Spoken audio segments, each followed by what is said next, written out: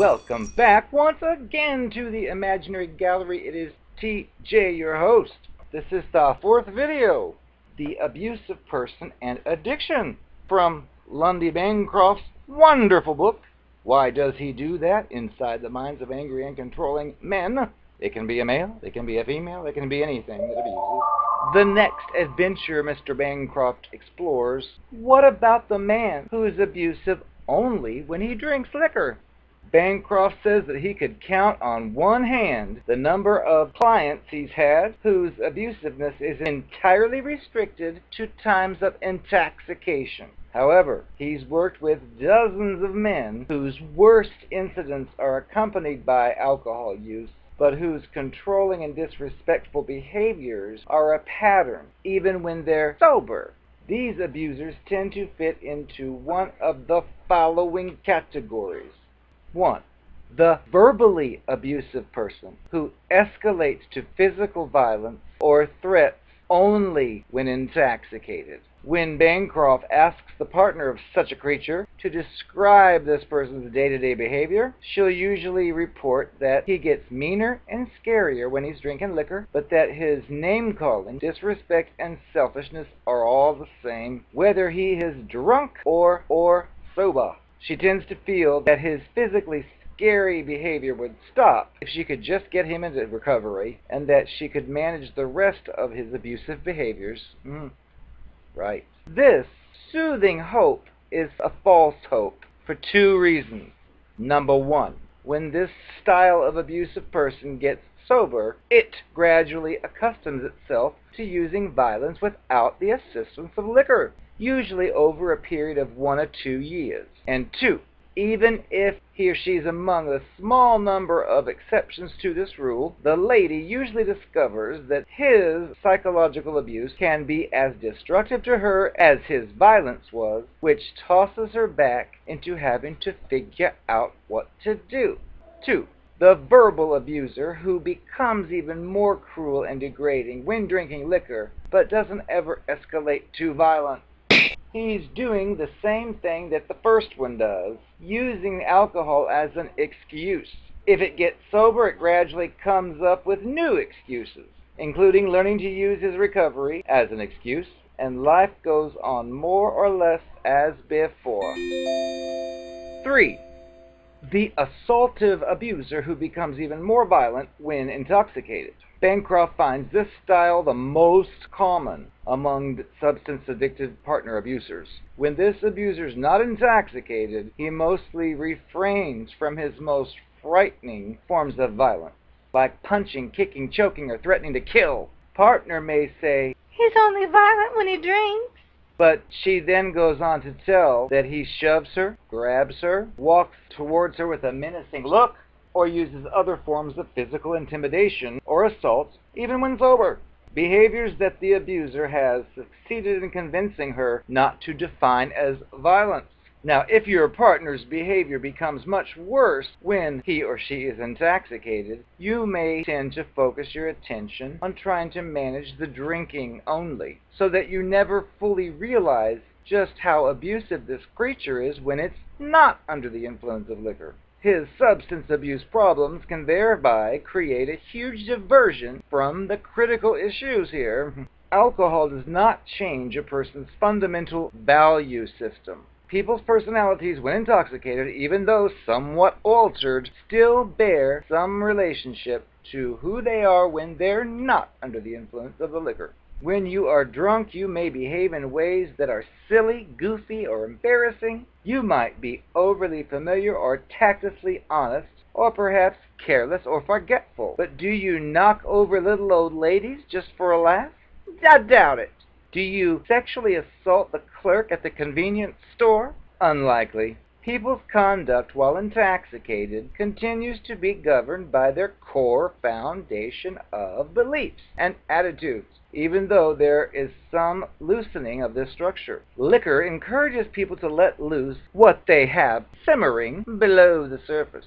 Abusers make conscious choices even while they're intoxicated. One of Bancroft's first abusive clients, almost 15 years ago now, was a physically assaultive husband named Max. He worked for a utility company. He had gone out drinking liquor after work one night, and by the time he arrived home to his front door, he was trashed. He told Bancroft that as soon as he came in the house, the wife, named Lynn, began nagging at him. He saw bright red and started to scream at her, and soon was tearing into her with his fists. Max sheepishly recounted the event to Bancroft, going on to admit that he had torn off some of Lynn's clothing and had partly tied her to a chair. Bancroft says he's not sure how you partly tie somebody to a chair. They're either tied or they ain't. As Max sat in the office with Bancroft, he seemed to be a likable, mild-mannered blind worker. It was not easy to imagine what he must have looked like through Lynn's eyes that evening. Bancroft asked him to describe Lynn's injuries, and he told Bancroft that she had black and blue marks and welts up and down both of her legs. Bancroft asked about other injuries, and he said there were none. Bancroft was surprised, given the brutality of the attack. Lynn had no bruises on her arms or on her face. Why not? Max's face changed shape, suddenly peering at Bancroft as if he must not be very bright. And then he sputtered, "Oh, well, of course I wasn't going to do anything that was going to show." Lynn had confirmed to Bancroft at a later time that Max had indeed been stumbling drunk that night, but had his intoxication caused him to lose his control? Clearly not. He had remained focused on his desire to protect his own reputation and to avoid putting himself at risk of arrest. So he had restricted Lynn's injuries to places where they would be covered by clothing the next day. He could scarcely be termed out of control. Bancroft says he could provide countless similar examples of the consciousness and decision-making that his clients exhibit while they're intoxicated or under the influence of liquor or drugs. They may not choose their words quite as carefully, and they may not have perfect coordination of their movements, but they protect their self-interest. They avoid damaging their own prized belongings, and they usually don't let their friends and relatives see their most overt and cruel forms of verbal or physical abuse, or anything that they feel would not be adequately covered by the "I was drunk" excuse. When Bancroft criticizes his clients about their drunken abusiveness, they sometimes respond with, "Well, it was a blackout." However, a blackout is a memory disconnection that happens after a drunk person passes out, causing the person to no longer know what occurred upon awakening. The person was still conscious during the event. If you ask an extremely drunk but still awake person what happened earlier that evening, he or she can tell you. Thus, there is no such thing as being in a blackout. The loss of memory happens later. Finally, even if substances could cause people to lose control, the abusive person would still be responsible for his or her actions while intoxicated because he or she made the choice to impair him or herself with alcohol or drugs. A man's claim that he's not fully responsible for his mistreatment of his partner because he was intoxicated or on drugs is simply another manifestation of the abusive mentality. I am the Narcopath. Well, I've got a few confessions for you. You probably wonder about that one afternoon when you had to go to court for your traffic ticket, and how I acted so sympathetic to your situation and pulled your little pants down and performed my tongue magic on your hearts. And then, when you were done, I didn't expect anything in return. I wanted you to think that I was generous and didn't care about my needs, only yours. Fact was, my private parts were raw. They'd been shredded by the whole football team that afternoon earlier, and I didn't want you anywhere near them. But I didn't need to tell you that. I just acted like, oh, I don't care about that for me. I just want to make sure you're comfortable. And you bought it. So, do you blame me? I couldn't tell you the truth. I wouldn't have had a date with you if I did. You would have left me. I couldn't have that. I know you're probably interested in some of the reasons why I discarded you. Let me count the reasons. First off, you asked too many questions. I'm supposed to be able to do my thing without any question. And you always wanted to know things about this and about that, and all you would do is bring it up later and tell me how there's some kind of contradiction, and I got tired of that. Also, once you caught me in a few lies, you thought that gave you free reign to check up on me whenever you wanted? Nobody checks up on the Narcopath. And you insisted on doing it? Well, honey, I'm gone because of it. I need to do what I need to do, and you don't need to know any of it. And you were too nosy.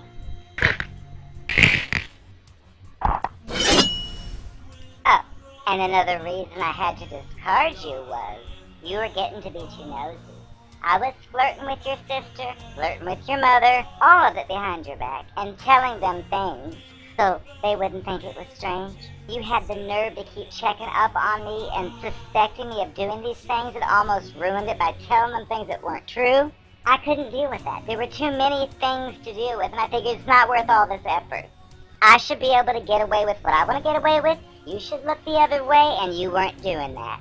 So I had to leave and find another target and start all over again.